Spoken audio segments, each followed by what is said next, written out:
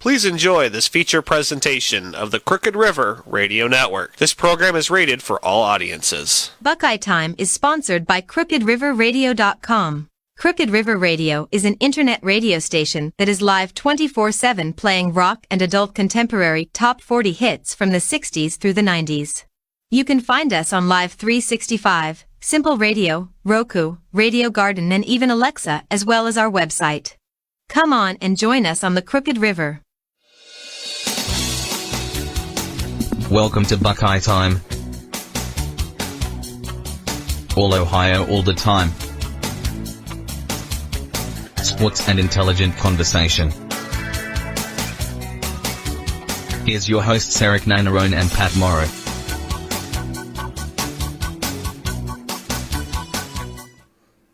Good evening.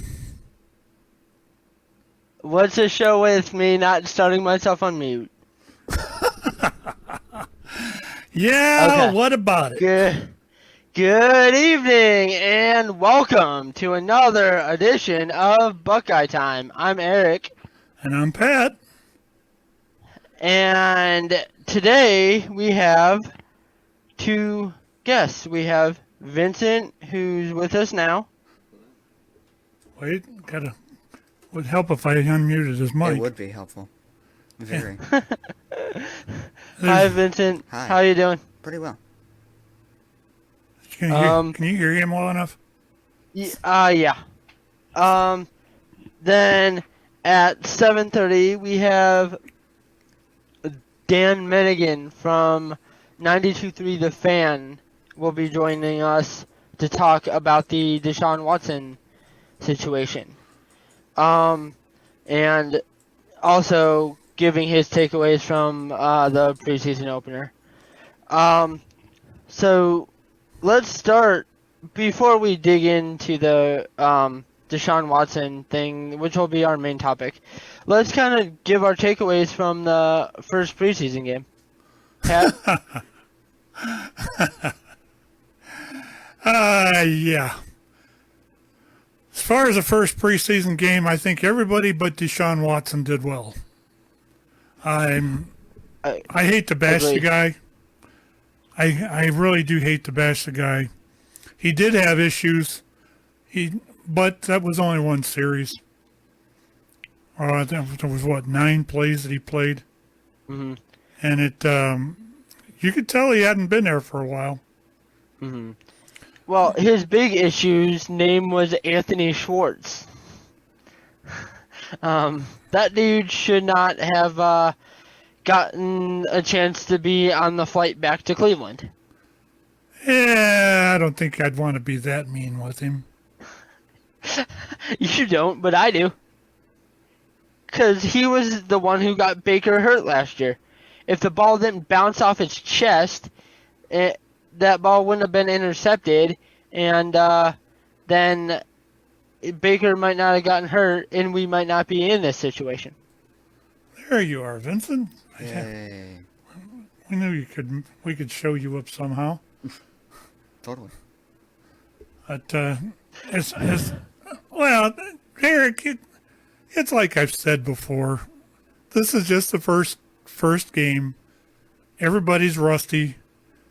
It is very apparent that the second string was more well prepared than the first. That's a gimme. That second string, Dobbs. Dobbs. Yeah. And there's 2 other names there. I can't remember.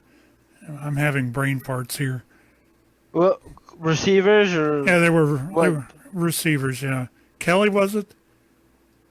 No, he was a running back. Are you thinking Ford and Kelly? Ford and Kelly, that was the 2. Yeah, the running backs. Yeah.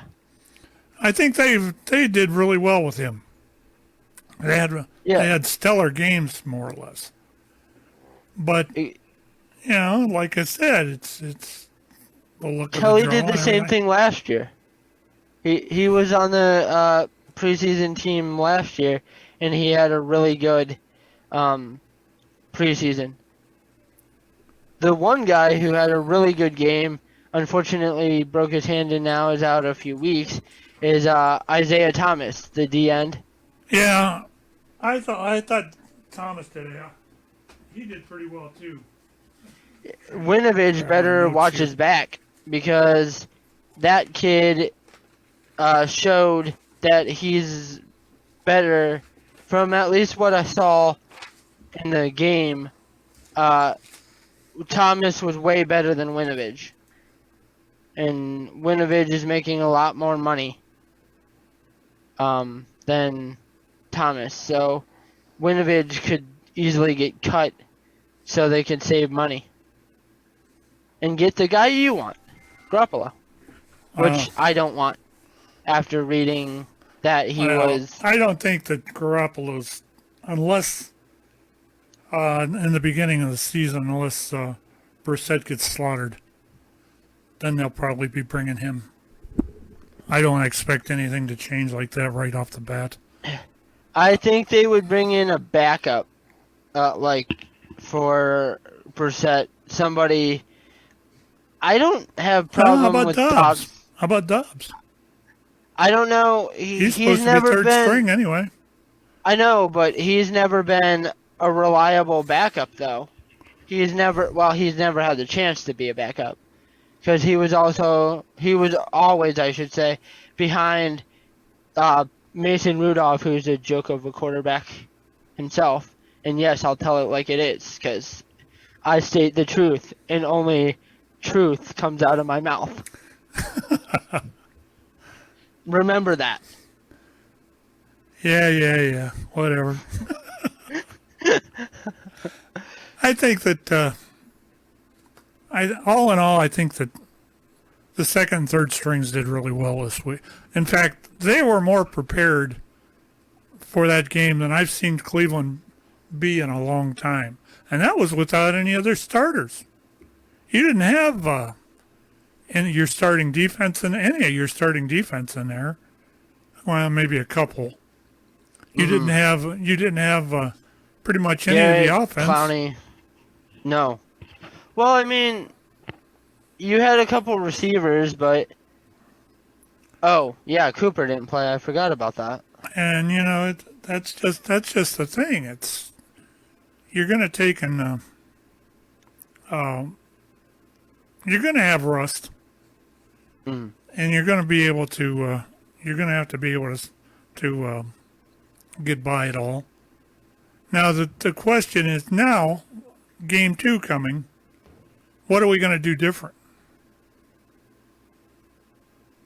We're going to probably play Brissett. Well, they're saying they're not going to play Brissett until the third game. No, So does that put Josh? What's his name in and Dobbs or Rosen? Dobbs and Rosen. Does that put those two in for the second game?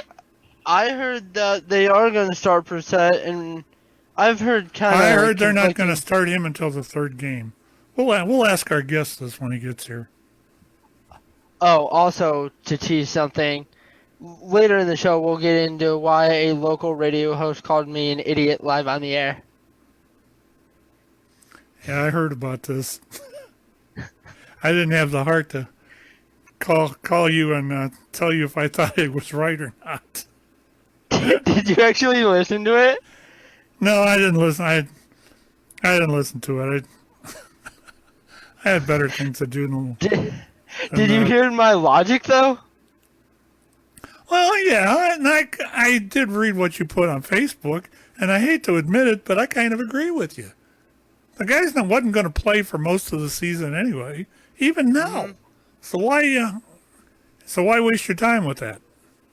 Well, I mean, he hasn't had reps in almost 2 years, and I mean this was for last week's game, and so just do short passes or screen passes and let him get the reps behind the offensive line. Of course, the center got hurt, but give him as many reps as possible.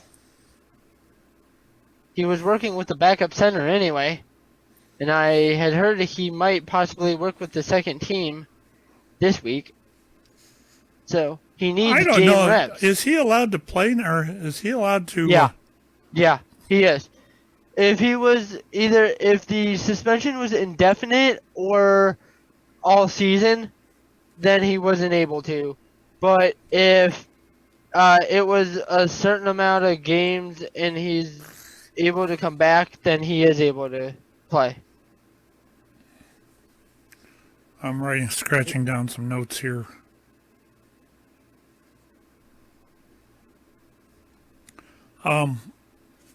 As far as the, I don't want to go into this too much, but as far as the,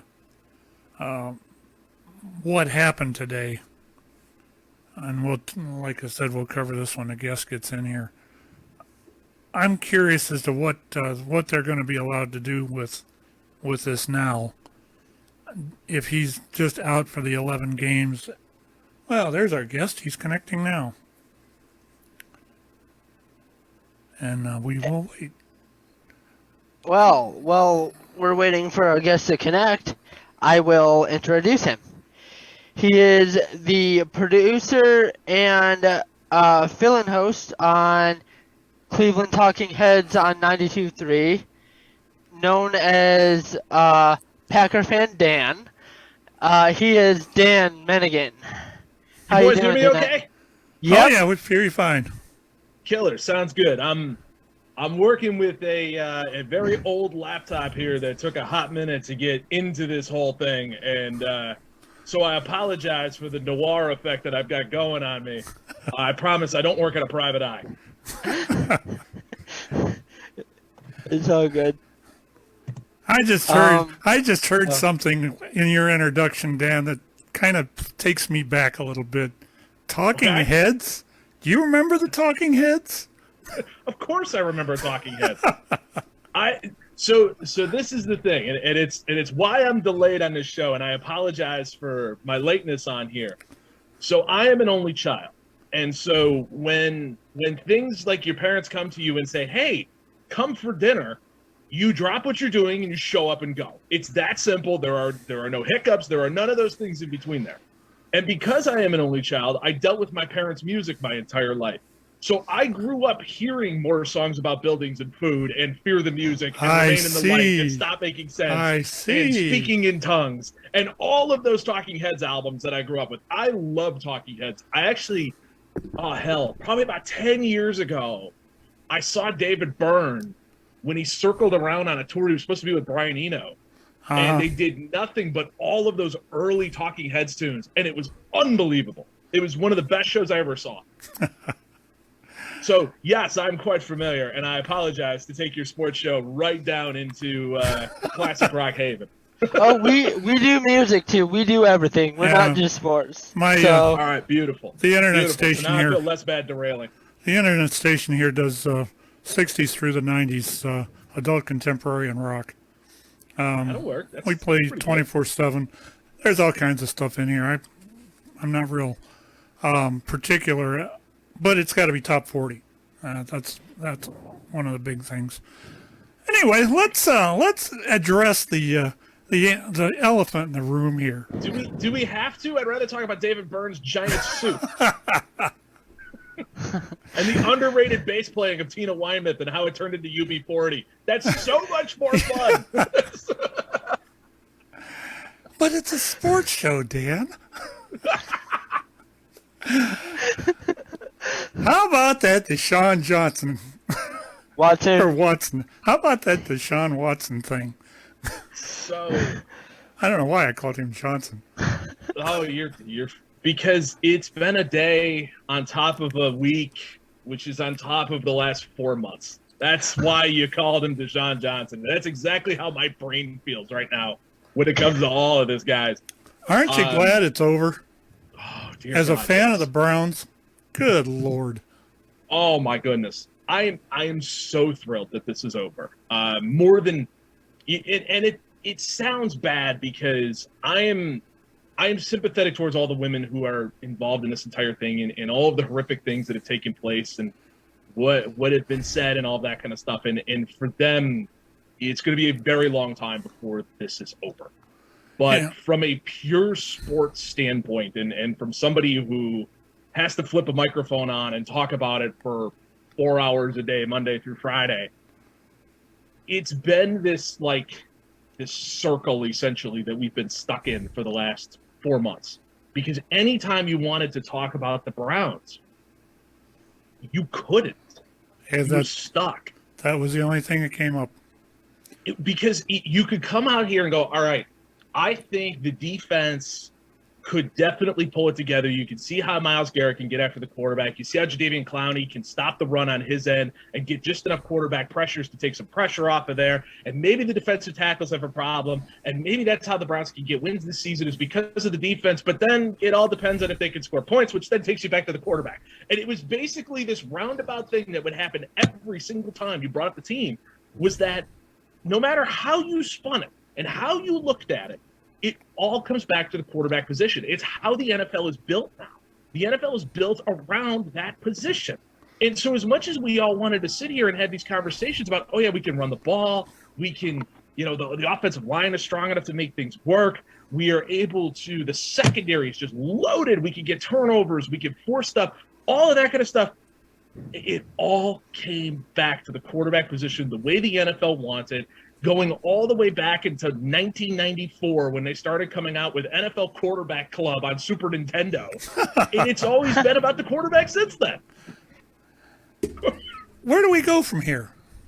So I want to throw something out that we kind of talked about before Dan came in. So last week I had thrown out a take to one of your colleagues on Twitter that they should play Watson not only with the first team, but the second team. And that certain colleague ripped me on the air. And Carmen. Well, you can see where that would come in. Look, part of it being, and I can see why you'd think that way and would want to do that, because you want to see this guy play because he hasn't touched the field in 365 days, give or take. And I could see where you would want to go, all right, I want him to get as many reps as humanly possible. I want him against the big boys, and I want him against the guys under it to get some momentum and get some kind of feel for the game itself. And so I could see why you would want that, and I could see why you would say that. But in today's NFL, and that is the thing that this will continue to come back to till the end of time, in today's NFL, where the team that won the Super Bowl last year played none of their starters in the preseason, this is where we are. And this is the way people think and look at the NFL now. They would rather have their quarterback get injured in week 2 than have their quarterback get injured in week -2, if that makes sense. No, I get it, but at the same time, the guy's not going to play at all. He hasn't touched the field in almost 2 years, and then he's not going to play for a long while. And we didn't know the suspension at the point I said that, but he's not going to play, so he needs the reps. Right. But we knew, especially being in the new system. Yes, and that I can understand completely. But the way that they look at the NFL now, and the way this week is more important to these coaches, the next 3 days, I should say, are more important to these coaches than all 3 preseason games combined. And that's the joint practices that they're in the middle of right now with the Eagles. Those mean more to Kevin Stefanski and Alex Van Pelt and Deshawn Watson and the running backs and the wide receivers to get some kind of rhythm down than those games. When that happened, we were living in a realm where it was 6 games. We thought, okay, the bottom line, if the NFL comes back and who knows, maybe, what's his face, Peter C. Harvey decides that, that this suspension should sit at 6 and that is the right thing to do, that he would play for 6 games, which means you would have maybe a little less runway, or I take it back, a little more runway, I should say, for him to goof up a little bit, because we all know that the first month of the NFL regular season has turned into the preseason. and that started with Bill Belichick, and it's found its way to Sean McVay and Kyle Shanahan and down the line from there, that they treat the first month of the season like it's the preseason. So I could see, again, I don't think it is a terrible idea what you are saying. But now, if he hits the field this week, we're still 3 months from him hitting the field again. So any reps that he would have gotten in that game would be 3 months old. Does that make sense? This is exactly what I'm saying here. This is exactly what I was saying earlier. The simple fact is the guy's not going to play for 11 games. It's 3 months out. You're talking December 4th before he does anything. Okay, what happens then? Okay, let's just do some hypothetical here. You start out with Brissett. What happens if he gets cremated? What happens if he gets hurt? You know, what happens here? Okay, then you not only have this. I mean, I'm a typical Browns fan here. I'm telling you. We start out here. We have Brissett come on the field. He gets hurt, gets slaughtered, whatever. I mean, I've seen. I was here when Colt McCoy was here, so let's not even talk about that. Okay, he gets done. James Harrison. He gets done. They bring somebody else in, maybe Jimmy G. That would be the savior. Okay, what happens when we say on that 11 games we win 6 of the 11? Do you think we're going to win the seventh game with him not even being on the field to play in 2 years? So there are a couple things with that. One, when Deshawn Watson is on the field, he is one of the 5 best quarterbacks in football. And unbelievable player. Dead accurate, strong arm on top of it, can scramble in the pocket, can scramble outside of the pocket, can make things happen with his legs, can throw wide receivers open. He is a surefire franchise quarterback. He is the guy that Baker wasn't. He is the guy that you dream of in your sleep. And sadly, yes, because I wanted Baker to be good, and it just didn't happen. I mean, I'm sorry, you can't read the field, you can't throw guys open, but you know, I'm sorry. So that's the part of it, is that, and I get right where you're going with it. And this 11-game run is going to be really, really fascinating. So the press conferences were held today, right? So Andrew Berry spoke, Jimmy Haslam spoke, Deshaun Watson spoke. And Andrew Berry said something today that I thought was really interesting, which was, he said, we will evaluate the quarterback position the way we evaluate every other position on this team. And so and followed it up by saying, we like what Jacoby has done for us to this point. We are impressed with Jacoby Brissett, but we will evaluate the quarterback position the way that we evaluate every other position on this team. If that is the case, that is exactly what he said when Baker Mayfield was here before they went and got Deshaun Watson. If that is the case, that tells you that they will sniff around and they will look at Jimmy Garoppolo and they may call for Gardner Minshew. And they may look around at all these different, maybe Tyler Heineke is on the outside looking in with Carson Wentz there. They may look at those things and go, is this person better than what Jacoby Brissett can give us for 11 games? And if, let's say, the 49ers come out and go, all right, we are cutting Jimmy Garoppolo, we are moving on from him because no one will give us anything of value for this dude. If that's the case, then yeah, you've got $30 million worth of cap space. Or actually more, it's like 44 or something like that. Yeah. You've got all this money in cap space. I know they want to roll some over to next year with to help their cap problem that they have, because they're 30 million over the cap right now going into next year. They want to roll some of that over to help, but there's still a buffer in there that you could turn around and hand a quarterback and go, all right, here is your 11-game audition. Put us in the position that we are looking at the Houston Texans game with Deshaun Watson coming back and going, crap. Should we make a move? Do we want to rock the boat? I know Deshaun Watson's really good. I know he's one of the 5 best quarterbacks in football. But do we really want to rock the boat? And I think that is not out of the question of this Browns team. I could see them trading. I don't think they would trade for Jimmy Garoppolo per se, but I could see if he got cut. What is that cut down day? It's like somewhere in late August. 30th. 30th, thank you. when the 30th hits, I 100% could see them being in the running for Jimmy Garoppolo. I would not be surprised at all by that. What did you think of Dobbs and Rosen? I thought they were fine. Josh Dobbs looked really good in there. Josh Rosen is interesting, mostly due to the fact that, like, he is, and my mouse is freaking out, so sorry about that, gentlemen. Josh Dobbs was interesting in the fact that, like, against second and third stringers of the Jacksonville Jaguars, who were on game 2 of the season, he looked really good, and he looked very comfortable. And so I was impressed by that fact, that he looked comfortable there against guys who've already played. Anything that you get out of Josh Rosen at this point in his career is bonus. That dude is here to try to resurrect his career more than anything else. I thought that too.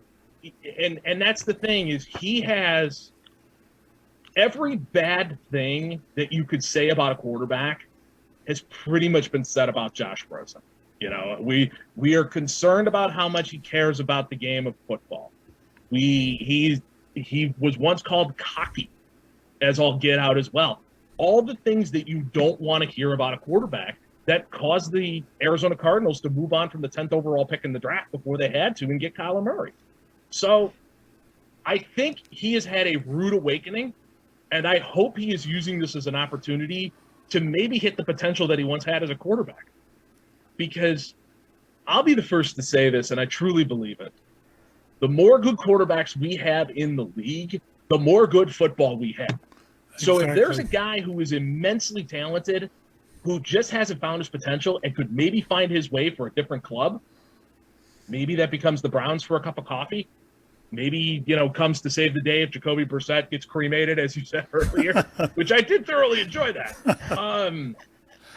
Then you're on to something. You have to. Then you've done something, and he's got a contract, and you happen to be the beneficiary of a guy who has found his way. That makes any sense at all. You have to understand, Dan. I've been a Browns fan since 1964. I've watched Jim Brown play. I've watched them pretty much every year ever since. I lived through 31 and 31. I've lived through Brian. Everybody forgets the one. Don't forget that one. That's important. I lived through Brian Sipe throwing 454 yards in a game. I've lived through Bernie Kosar, and really all I want out of this team, I want to see them win. Damn it! Yeah. And it looks to me like right now. First of all, you have to understand. I understand that you can win with mediocrity. So if we don't have anything but mediocrity at quarterback, you can win there.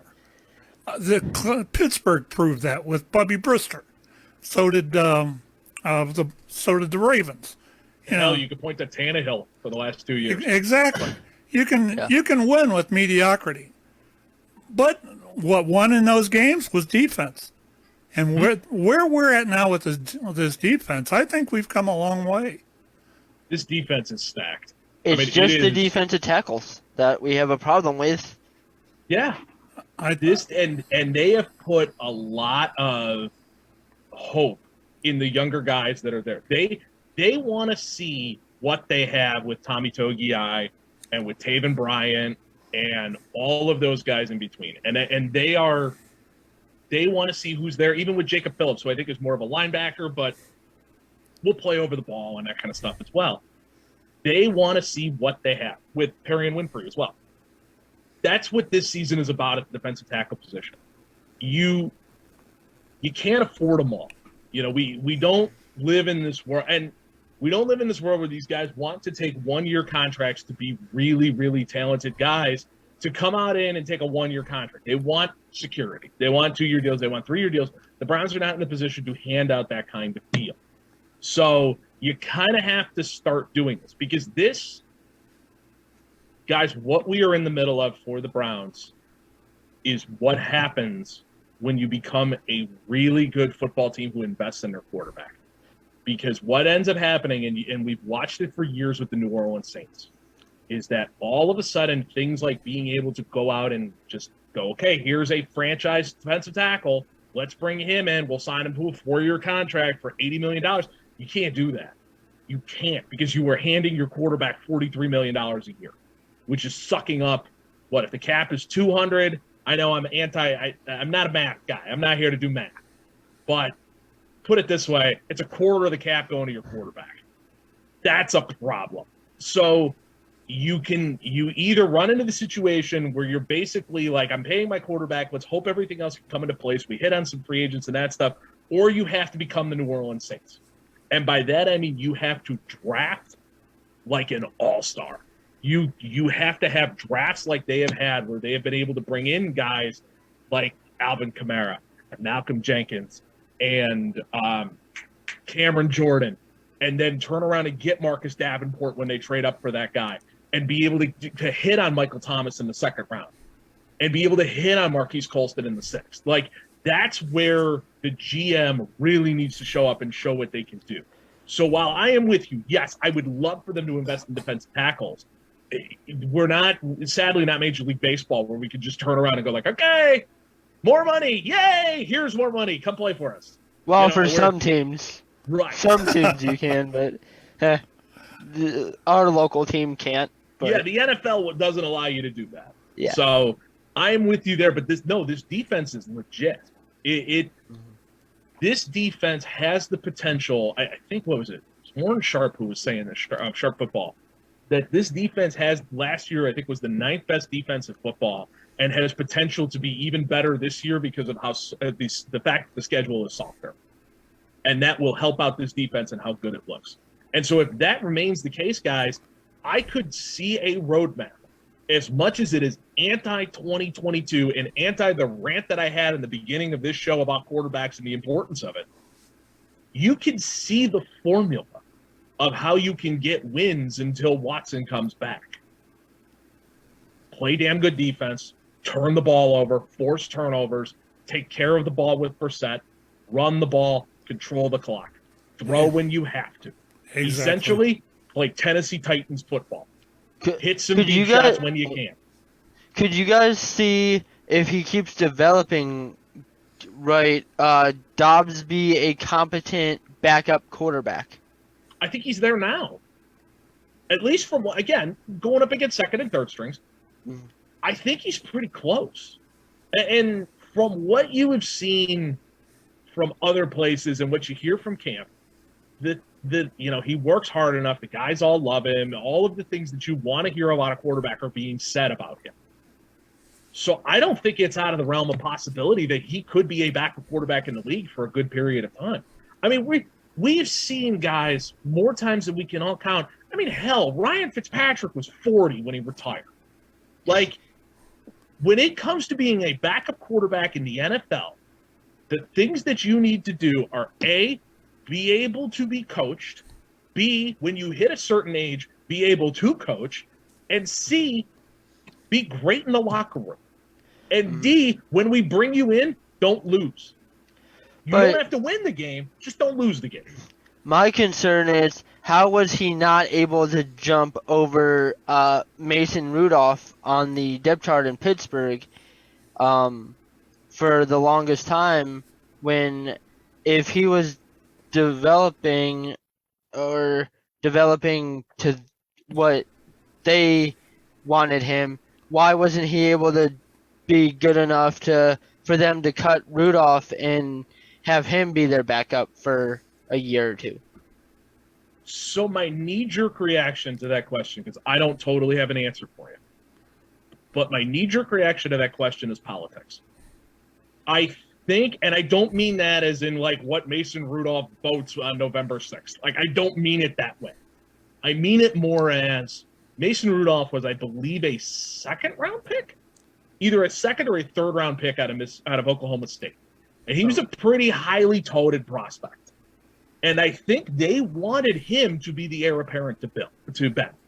I think that was the goal of bringing him in, and bringing him in when they did. They were really impressed with him, and his resume looked really good at Oklahoma State. And so I wonder if it's that whole thing of I want to give you as many opportunities as humanly possible to win this job. In the same way that right now they bring in Mitch Trubisky, they've got Kenny Pickett there, and they still have Mason Rudolph in the middle of a quarterback competition.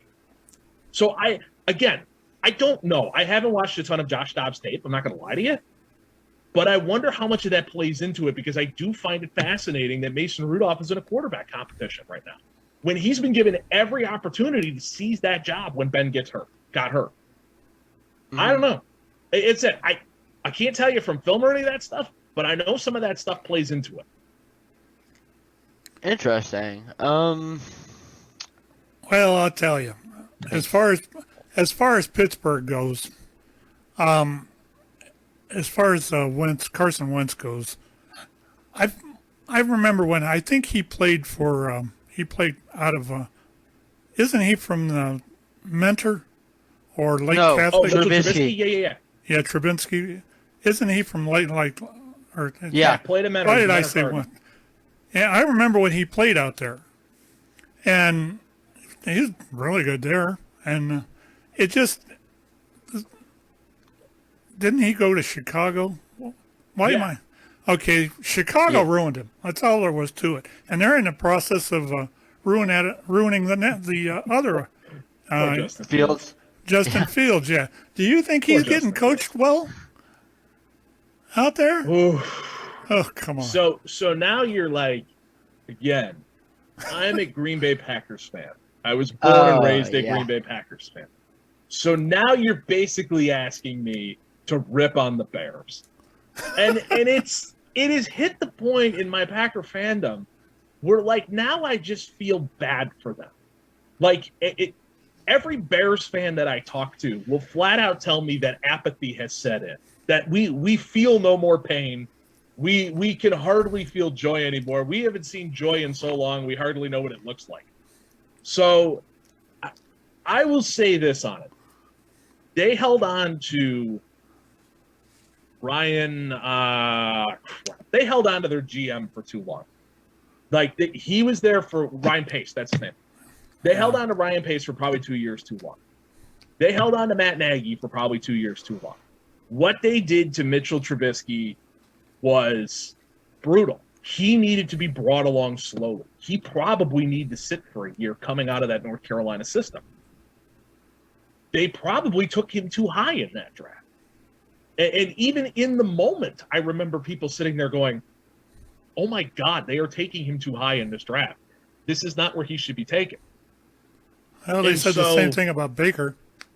Right. And it was the same thing with Bake. And that's another can of worms. But that's the thing with this Bears organization. And I remember when the Browns played Justin Fields, and I remember and the Bears, and I remember watching that game, and I think it was his first start. And I remembered watching it and going, oh my God, this is young quarterback malpractice. Like, you should be arrested for what you are doing to Justin Fields, because they were having him drop back in 5 and 7 step drops with no offensive line to speak of and not giving him any layups. And by layups, I mean like quick game, get, 2 steps, 3 steps, get the ball out in the slant, boom.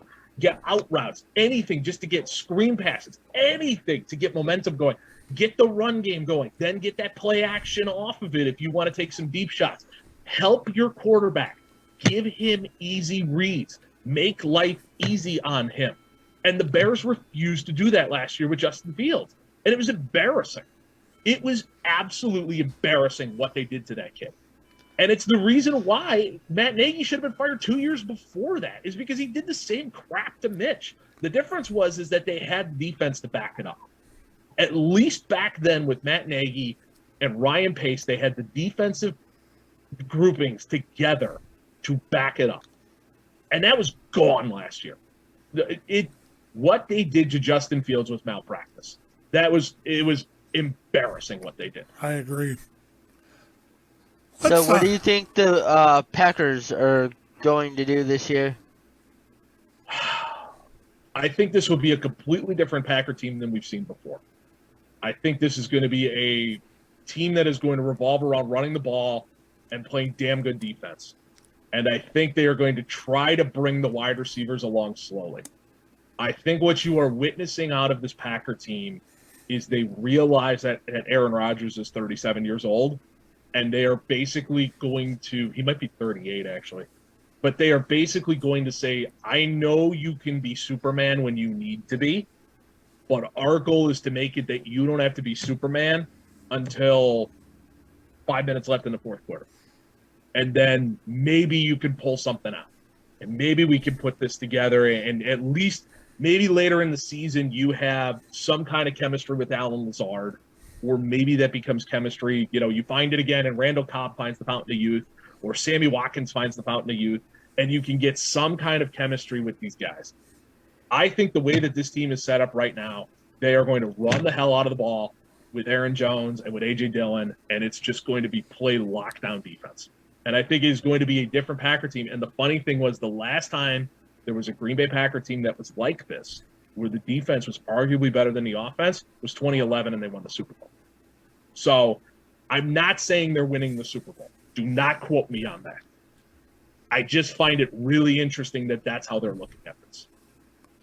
Okay. Could you see them trading Rodgers after this season? Because they do have Jordan Love on the bench that apparently they're a fan of to draft him as high as they did. No, I do not think they will trade Aaron Rodgers. And I'll put it this way. Both of you, if you were the general manager of the Green Bay Packers, okay? And I'm putting you in charge. And I'm going to look both of you dead in the eye, and I'm going to ask you, do you want to trade the best quarterback in franchise history? Do the two of you want to be known as the guys who traded the best quarterback in franchise history? Do I want to be known for trading Bernie? No. No. Do you want to go down as the guy who traded Bernie Kosar?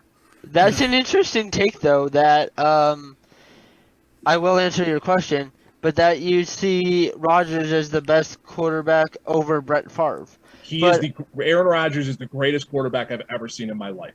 Tom Brady is the greatest winner I've ever seen. Aaron Rodgers is the greatest quarterback I've ever seen in my life. He is unbelievable. Yeah, I wouldn't want to do that. You can call me a homer. You can make fun of me till I'm blue in the face for saying it. That guy is like nobody I have ever watched in the league. He is unbelievable. He's precision Brett Favre. It was if you took Favre's ability to fit balls in windows and got rid of all the interceptions that came with it, you have Aaron Rodgers. Is he a different kind of guy? Yes. Is he probably very hard to deal with on a day-to-day basis? Yes. Does he enjoy messing with people? Absolutely. Yes. Is he probably a pain in the ass? Yes. More than likely. But can he throw a football? And can he complete passes? And can he take mediocre wide receivers and make them look great? And take good wide receivers and make them look unbelievable? And have a Vulcan mind meld with Devontae Adams, the likes that we have never seen in football history? Yes. Absolutely yes. And so they haven't led me wrong. Especially this latest group since Gutekunst took over. They haven't led me wrong. I have to believe. I have to have faith. On the Jordan Love side of it, the problem is every time I sit and watch Jordan Love, he'll have like one or two throws where I'm like, oh, that's something. Okay, that looks good. And then they're immediately followed by like two or three throws where they're like, did someone blindfold you, hand you a baseball bat, have you bend over and spin on it 10 times, and then try to hit a pinata? Like, that's the problem that I have with him, is it's like, you can't have those throws, and especially in Green Bay, because we're all a bunch of spoiled brats in Green Bay going from Favre to Rodgers. And Lucky you guys, because dude. Cleveland can't. Oh, I know. I'm not saying that to sound like a bragger. Just, I don't know what it is. It started with Ron Wolf, and the philosophies are still there. And you know what? More than anything, though, they brought Rodgers along slowly. And whether we all want to think that they could have thrown him on the field in year one and he would have won, we don't know. Wasn't he a later round draft pick anyway? Wasn't Rodgers a later round draft pick? He was a He was in the first round. I think he was like the 21st or second. Yeah, that's pick what I thought. Okay. in the first round. But again, he sat on the bench. He got a couple reps. They brought him along slowly. They worked with him. Well, They committed to him. that's old time thinking there. Right. But then, so that's the part of this that I think is fascinating, because we all know when it comes to grooming quarterbacks, because we've lived in Cleveland long enough. We've only groomed 31 of them. Right. There's no right way to do this. There's no like stone, hard, set, fast way to build a great quarterback and to bring them along and do all of those things. Because for every Patrick Mahomes that we can point to who sat on the bench for a year, we can point to Justin Herbert, who walked onto the field and lit the world on fire, or Joe Burrow, who walked onto the field, lit the world on fire. And I like doing the Herbert comp more than anything else, because, I mean, that kid, people were more hooked on pointing out Justin Herbert's flaws than pointing out what he could do right. And then he developed, and they worked with him. You could say the same thing about Russell Wilson in Seattle. They brought him in from day one. He was the starter as a rookie. But what did they do? They ran the ball. They played damn good defense. They gave him layups, and they helped him along the way. So I think the main thing of bringing up a quarterback, and I think it's something that you started a little bit to see with Baker, with Stefanski, is that you got to bring these guys along, and you got to help them along the way, and you got to give them layups, and you got to give them quick throws, and you got to give them play action. You got to do all that stuff, and then you got to back off, and you got to see, and you got to see if there is something here. And I wonder if last year you saw the backing off. And maybe it's because of the injuries, maybe it's because of everything else. You saw what it looked like. Because no matter how hurt you are, there were throws in those games that he had no business making. There's none. Exactly. And then you see the stuff trickling out of the locker room, where it's like, well, he was getting in this business. He had issues with Odell. He had all of these different things that are taking place there. And he started getting into the fans. Saying, I'm not coming back. I'm not coming back until Deshawn Watson shows up. Then all of a sudden we start picking on the fans, and that's where I think he lost it all. Right, and he started calling out the coaches in press conferences. It's like, buddy, you're not Rodgers. You're not Aaron Rodgers. You're not Tom Brady. You are Baker Mayfield. A minute ago, you are building the quarterback chart. You are somewhere between, on a good day, 15, on a bad day, 25. A minute ago, you talked about Joe Burrow. What do you think? Is Cincinnati better this year? Are they going to suffer the fatigue that teams usually that go that far do? So what was I listening to? Oh, it was the Athletic Football Show with Robert Mays and his pod. And he sat down with a Bengals beat reporter, and he kind of asked them, like, okay, so we were in camp last year, and we were basically sitting there going, well, they don't really have an offensive line, and they invested in this defense, but we don't exactly know what it looks like. And we don't, they invested in places that, smart people would tell you not to invest in, but they did it. And then they went to the Super Bowl. And so when you make the Super Bowl, all mistakes are forgiven. But I thought it was really interesting that on the first day of free agency, they went out and signed 2 guards. And I think that is one of those things that they're looking at their team and they're going, what really needs to improve?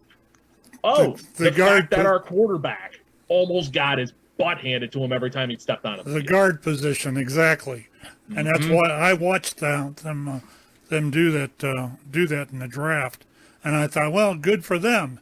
That was one of the things they missed or they lacked the most of. Because every time when you get sacked 16 times in a game, something's wrong there somewhere. I mean, he was setting records for playoff run sacks. Like, that dude was just getting rocked every time he took a serious step back because that line was just atrocious. And the Bengals don't do free agency. And they went out and handed out money in free agency to get guards in there. Like, I wonder what the wrinkle is off of this, because teams have had an entire offseason to figure Joe Burrow and the Bengals offense out and how to slow down Jamar Chase and T. Higgins and Tyler Boyd. I wonder what the wrinkle is off of it. I'm fascinated to see if Zach Taylor had one, because remember, a year ago, that dude was top 5 and first to be fired. And so I'm fascinated with what they look like. I think they will be good. I think the defense will be good. I think the offense will be good. And I just think Joe Burrow is a football savant. And so I have a feeling they're going to be good. But you're kind of right when you're saying, I wonder if there's a drop-off that could happen, because you could easily see the path to get them. I personally would I think they will at least get a wild card spot. But again, I see right what you're saying of here are where the dominoes could fall that could make this fall apart. All right, I'd be. Hold on, Pat. What's your take on Anthony Schwartz? My take is they should have cut him and not even let him back on the plane. But young man, there's a shrimp boat out there that you belong in. yeah, exactly. So all right. So I have blind spots on a lot of, when it comes to a lot of different sports things. One of them is when it comes to basketball, I will immediately find guys who can do everything else in basketball except shoot, because I believe I can teach you to shoot.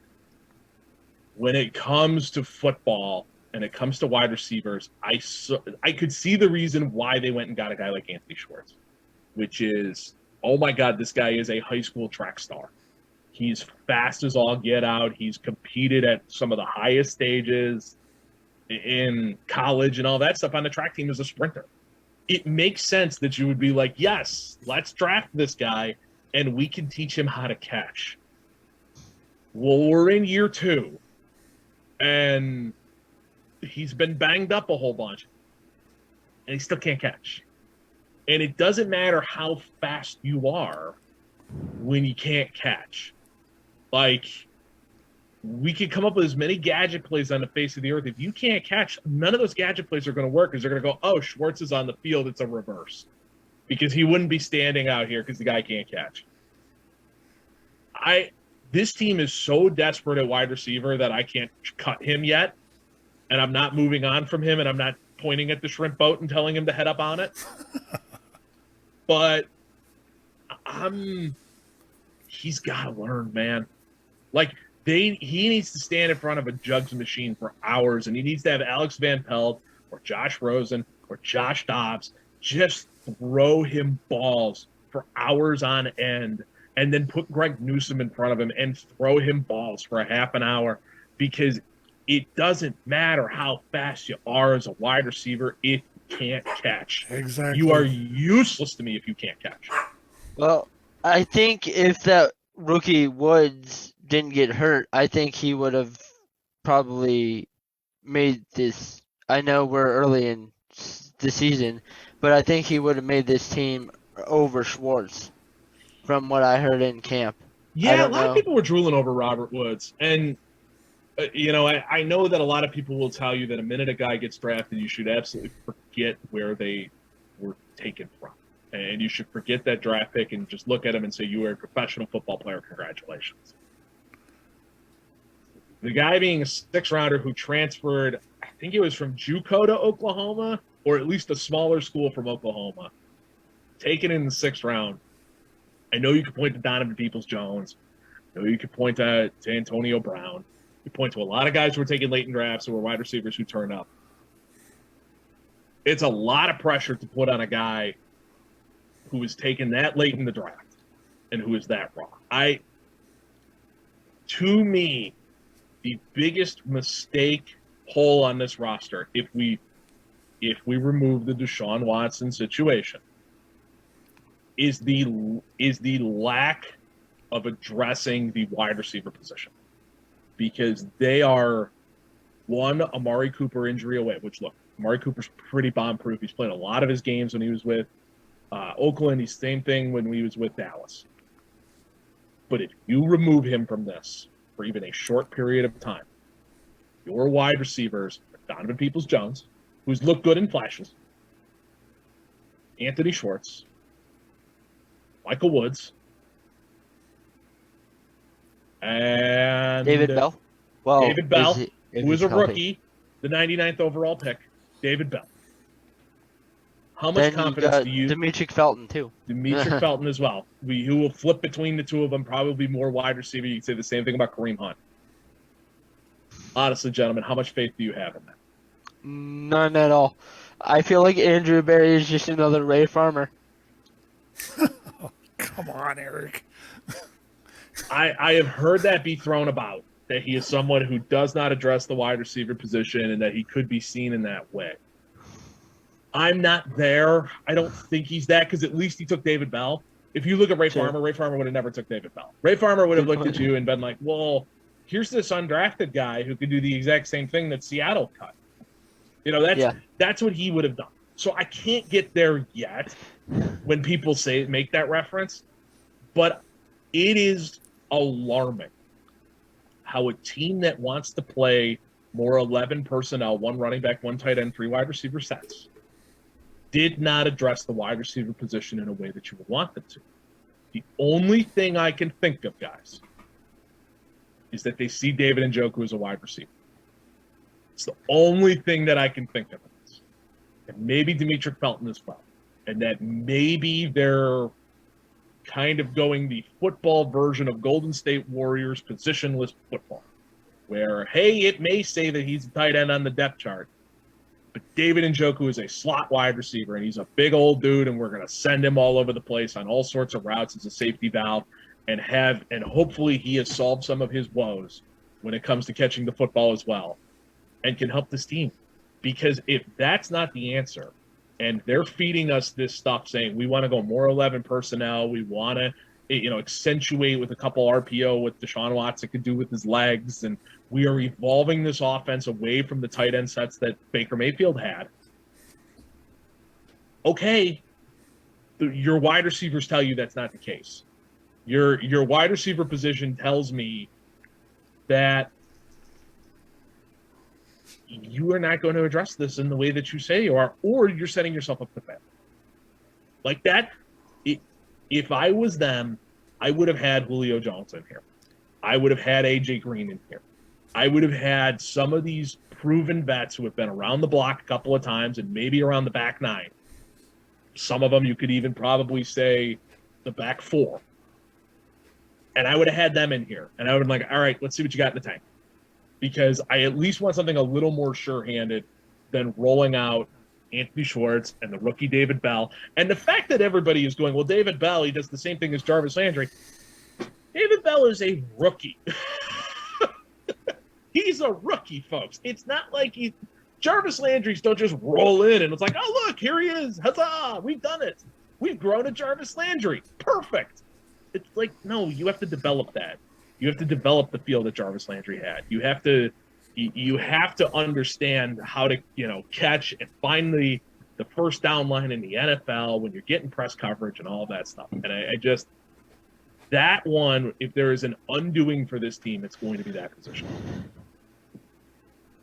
So, to change up the topic a little bit before we get out of here, how about them Guardians?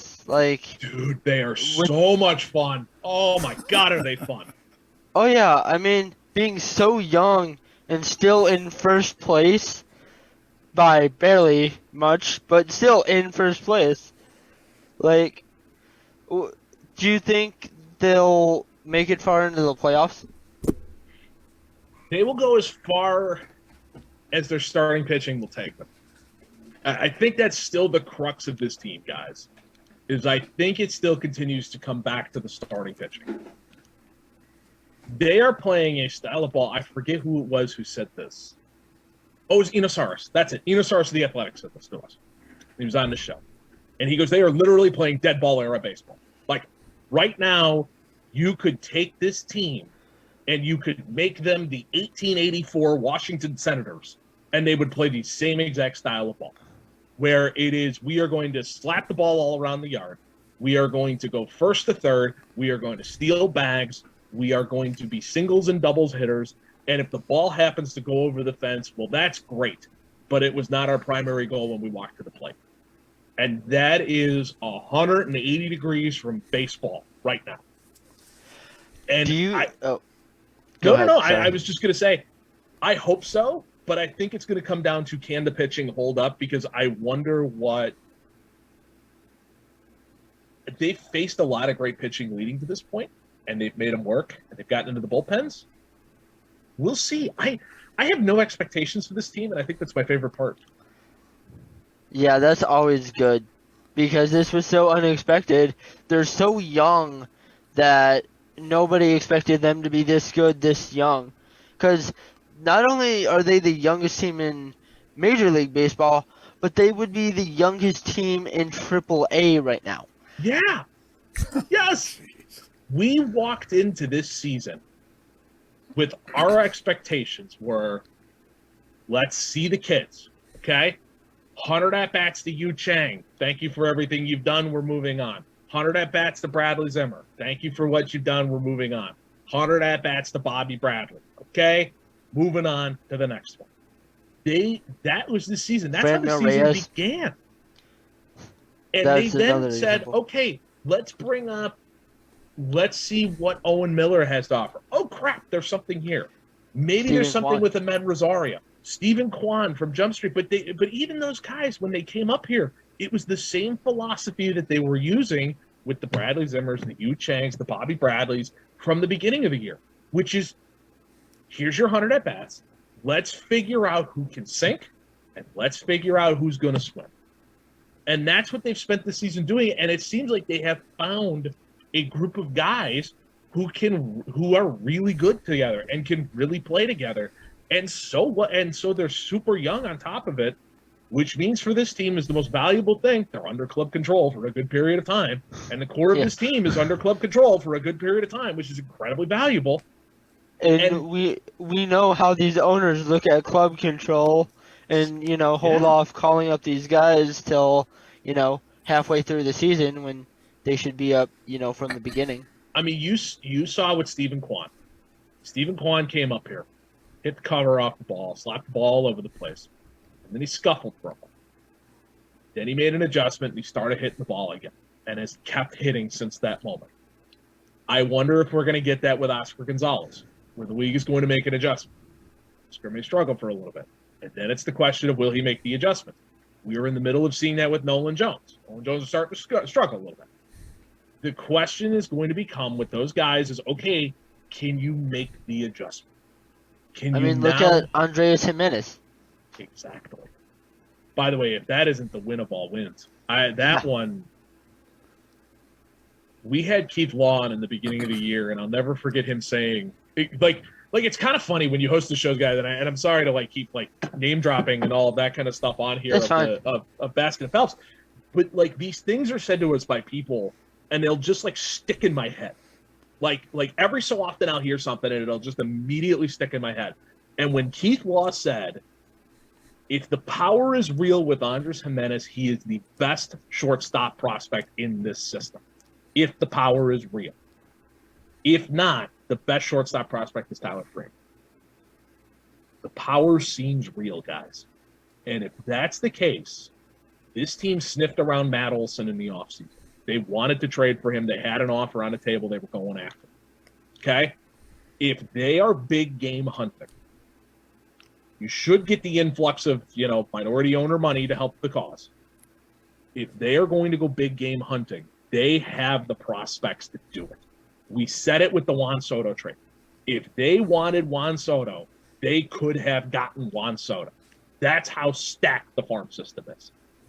So if they want to go big game hunting, and they want to bring somebody in to supplement this group of kids, they've got the ammo to do it, guys. That's what makes this offseason fun. Yeah. Do you think they'll go after a catcher, or do you think they're going to just have a young guy that will come up, specifically Naylor's brother? Yeah, I was going to say, Bo Naylor is where they want to go with this. They have a lot of faith in Bo Naylor. And so I could see them going, all right, Austin Hedges, come on in. We want you to help mentor this kid. We'll bring up Bo Naylor to start next season, and we'll ease him in. I could see Bo Naylor on this team in September, honestly. I could see them calling him up in a month. That would be interesting.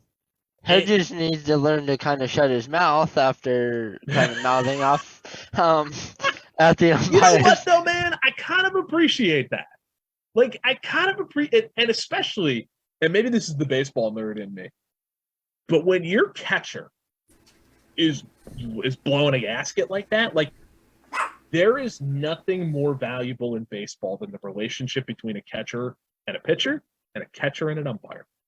And the reason is that strike zone can get real small in a hurry if your catcher is a pain in the butt and is complaining and is showing up the umpire and all of that kind of stuff. He's that mediator. He's talking to him all the time. And I thought it was really interesting that of all people, a catcher who really cares about those relationships when it comes to an umpire blew a gasket. That's why. That's exactly why I said that, because he's the one who has to deal with the umpire the most. It had to have been egregious, and it had to have been egregious all night on top of that. Like, the specific play they were talking about, that never hit the dirt. I don't know if you saw different from the replays, but... So that rule sucks to begin with. So I played catcher through high school, right?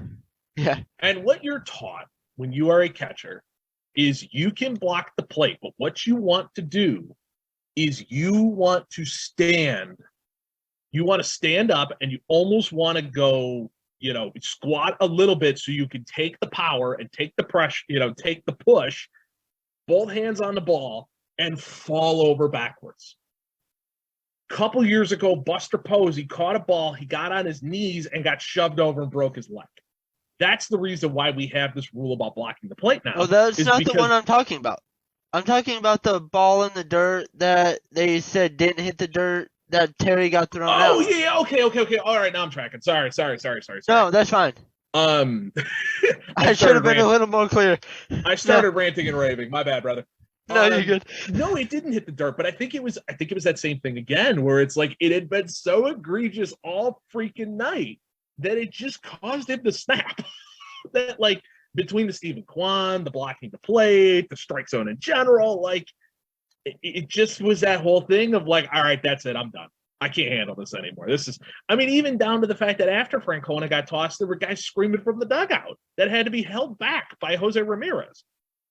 I think it was Jose Ramirez who was holding guys back, but you get the idea. Yeah, I do. What do you think Ohio State's going to do this year? So I think they will be the second best team in football. They'll either be second or third. Let me put it that way, because it's going to go Alabama, Georgia, Ohio State in some order. I think Alabama will be one. I think they will be really good. I think C.J. Stroud's going to be really good. I think Jackson Smith and Jigba is about to have an unbelievable season that is going to catapult him into national conversations. The defense, I wonder. I'm fascinated to see what it looks like. So I'm going to be 100% honest with you guys. Until last year, I never watched college football. I always was a pro football guy. And last year, Andy Baskin came to me and he said, hey, I am going to be doing stuff with Ohio State. So if you don't mind, I want to talk college on Fridays. Will you watch college football? And I said, you know what? Yeah, let's do it. If it's for the good of the show, I will sit there and watch college football.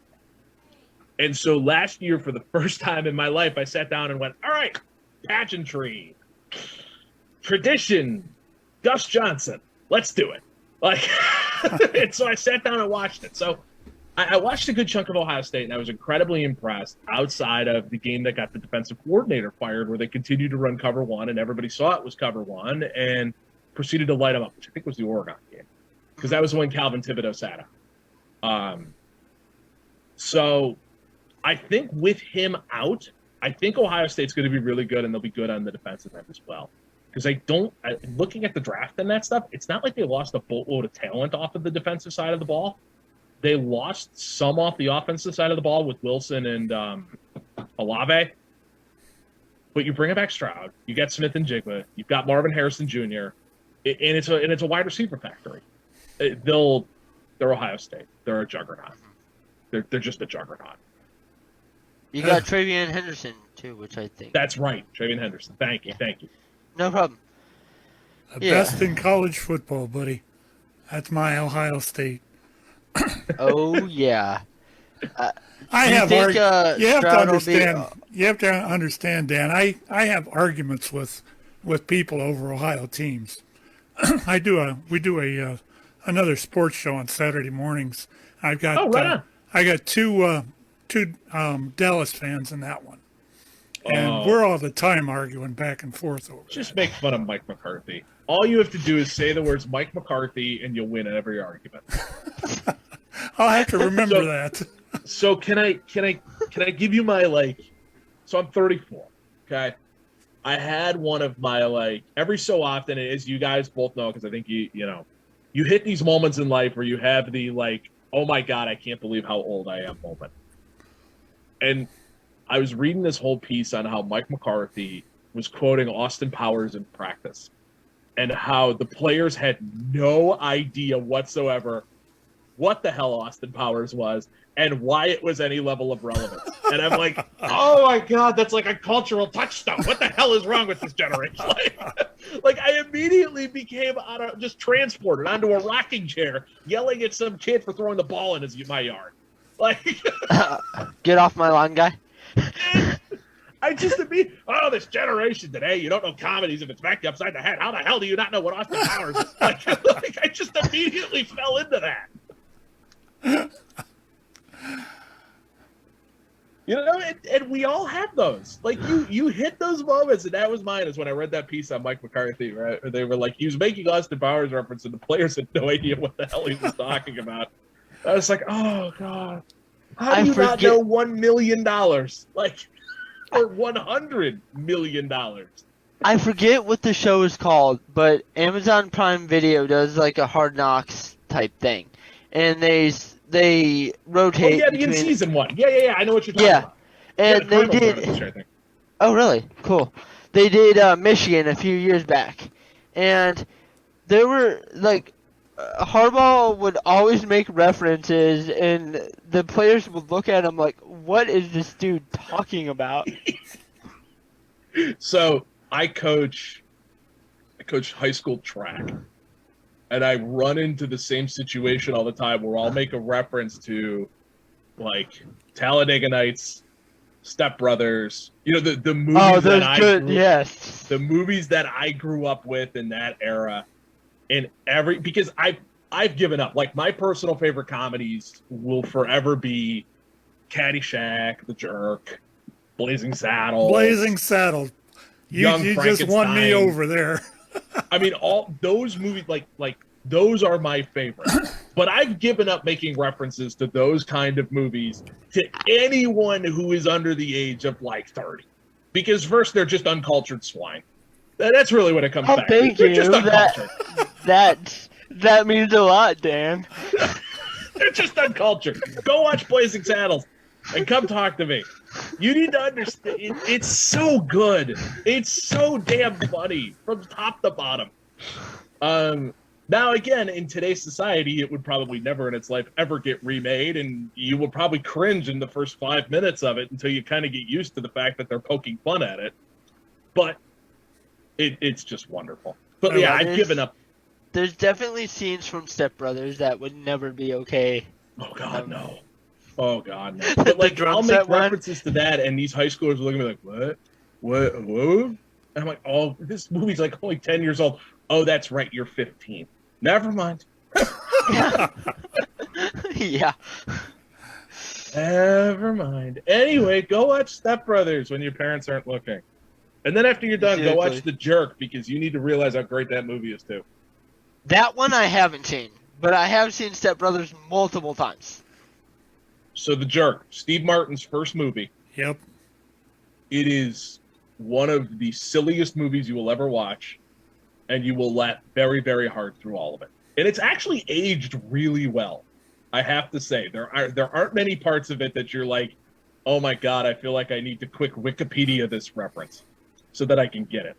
Blazing Saddles, there are a couple of those where you're like, who the hell is Randolph Scott and why do they care? Randolph Scott.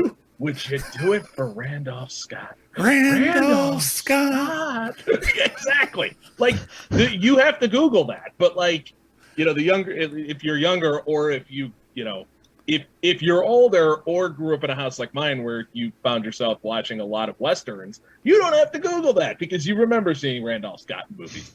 But like The Jerk is priceless. And then after that, you need to see Caddyshack and you need to see Animal I haven't House. seen that. Have you seen Animal House I haven't yet. No. You need to see Animal House. That's a cultural touchstone.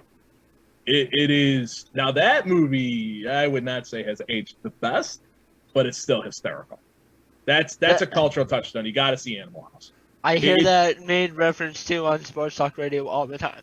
It's one of those like there are just those movies that I feel like, and maybe it should become a class where it's like you need these cultural touchstones in your life. Like Fast Times at Ridgemont High, I feel like is kind of one of those as well. Like you kind of need to see Fast Times at Ridgemont High at some point. Yeah. I mean, you could toss in. I mean, there's tons of like Monty Python and the Holy Grail is right up there too. Monty Python, anything. Exactly. The Lumberjack song, love that thing. That's so funny. The whole parrot sketch. Oh, I mean, the parrot sketch is the stupidest thing, but it's so damn funny. It is deceased. It's no more. It's pushing up the daisies. This is awesome. Like it's there are these, as I said, it's like these cultural touchstone moments, and like it's back to what we started with Talking Heads. Like I was an only child. My father was like, "You are going to grow up with what I grew up with. Now sit down and shut up and enjoy Young Frankenstein." Like you're gonna watch this and you're going to laugh at it because it's great. And you will look at people later in life and you will say things to them like, "Put the candle back," and they'll know exactly what you're talking about. See? Case in point. Yeah. Dan, it's been a blast having you, man. You need to come back. It's been fun. I hope I didn't ramble too much, gentlemen. No. I tend to talk a lot. You were really a treat for us tonight. Thanks, guys. Thanks for taking the time to come in. And you can tell my old buddy Tom. Jeff. My old next door neighbor Jeff that Pat said hi. I will definitely let Mr. Phelps know that you said hello. I lived next door to him when he lived over in Northampton up here in Cogga Falls, or what's now Cogga Falls. Did you know Sammy as well? Sammy. Sam D'Amico? D'Amico, yeah, I know that name. Okay. He grew up down the street from Phelpsy too, and I always try to get stories out of him about Jeff that I could make fun of him about. He had a brother, I think, Mike D'Amico? That sounds familiar. Sammy may have had a brother. But yeah. Yeah, I lived next door to Jeff for a couple of years before I moved out of my mom's house. We and his father used to own Tom's Carpet Barn up here. Yes, he did. On Howard Street or whatever it is over there. And where are you from? So I'm a Fairview Park kid. Oh, okay. Yeah, I was a West Sider up here in the burbs. So Fairview Park kid, found my way to River. I became a snotty, stuck-up River person now, and I lived over on the east side. I lived over first 12 years of my life. I lived over in from 185th and Euclid all the way out to pretty much Menor, and right on. in between, and Willoughby, Eastlake. Went to Eastlake. I think it was Lincoln Elementary School out there. I don't even know if that even exists anymore. But I've been all over the place. Know that area pretty well. My girlfriend's dad lived out there for a long time, so we were out there. We're out there a good amount for a while. You'll have to come back with us. We enjoyed having you, boys. You know how to get a hold of me. I'd love to. Thank you for the offer. Okay. Anytime. And Eric, I'll let you go ahead and wrap it up. Well, wait a minute. Listen to this ending, Dale. Listen to how professional. Now I'm excited. Listen to how professional this turns out. Go ahead. I've never explained this story. I'll tell that story next week where this came from. But thank you all for listening. Have a good week. As the saying goes, it's time to be like a hockey player and get the puck out of here. Good morning, good afternoon, and good night, Pittsburgh!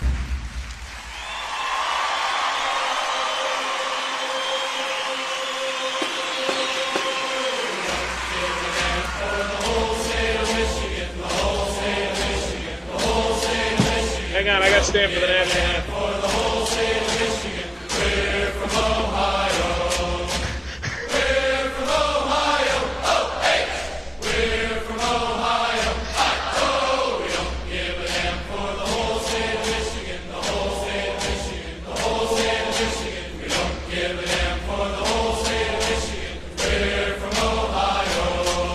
If you want to hang on, I'll be over there in a minute. Okay, sounds good. This has been a Crooked River Media production.